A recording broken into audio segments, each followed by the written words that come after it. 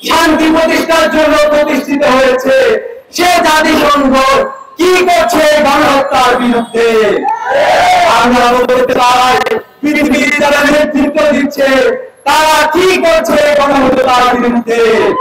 আমরা বলতে চাই, মুসলিম নামধারী ওয়াইসি সহ মুসলিম বিশ্বের রাষ্ট্রপ্রধানরা কি করছেন এই গণহত্যার বিরুদ্ধে? আমরা এর জবাব চাই। পৃথিবীর প্রত্যেকটা মানুষ আমাদের কাছে গুরুত্বপূর্ণ। পৃথিবীর আফ্রিকার মানুষ যেরকম গুরুত্বপূর্ণ, অস্ট্রেলিয়ার মানুষ যেমন গুরুত্বপূর্ণ, প্যালেস্টাইনের মানুষরা আমাদের জন্য গুরুত্বপূর্ণ। আমরা বলতে চাই, ইউক্রেনে যখন হামলা হয়েছে আমরা এটা নিন্দা এবং প্রতিবাদ জানিয়েছিলাম, কিন্তু আমরা দেখতে পেলাম প্যালেস্তিনে যে আক্রমণ চালানো হচ্ছে, এই আক্রমণের কোন সুরাহা আমরা দেখতে পাচ্ছি না।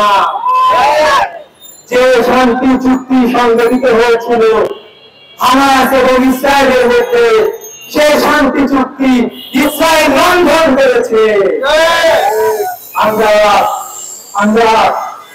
আমরা আজকে দুঃখতার ভারতের হৃদয়ে হাজির হয়েছি।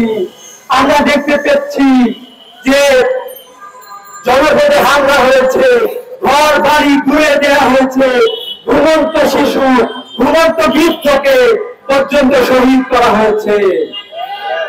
আমরা দেখেছি মায়ের কোলে শিশু এবং মা দুজনে একসাথে শাহাদাত বরণ করেছে।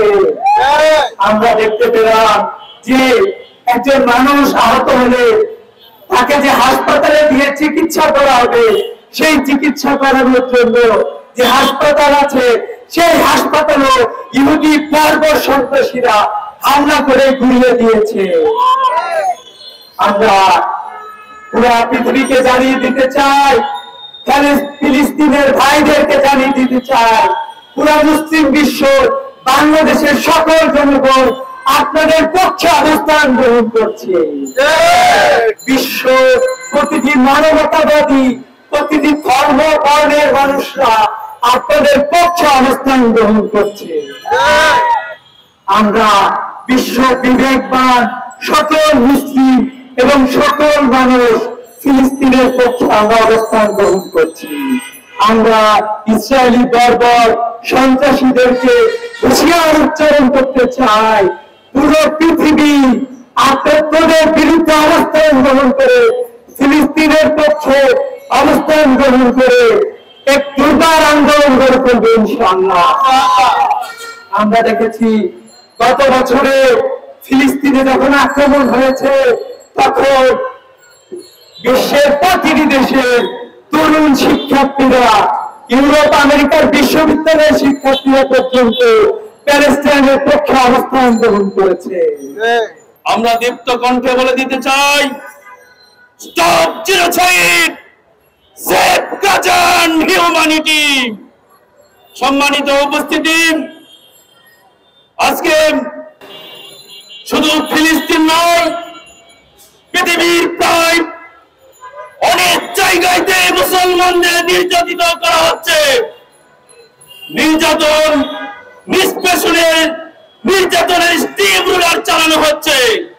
কিন্তু আমরা দেখেছি অমুসলিম, খ্রিস্টান, ইহুদিদের কোন একজন মানুষের উপর আক্রমণ হলে পুরো বিশ্ব তাদের জন্য খেপে ওঠে, প্রতিবাদের কণ্ঠস্বর জেগে তোলে। কিন্তু মুসলমানদের প্রিয় ভূমি, আমাদের সেই পবিত্র বাইতুল মুকদ্দাস জেরুজালেম দীর্ঘ সময় ধরে অবৈধ দখলদার ইসরায়েল দখল করে রেখেছে এবং মুসলমানদের উপর অকাতরে হত্যাযজ্ঞ চালিয়ে যাচ্ছে। এখন কিন্তু জাতিসংঘ কথা বলছে না।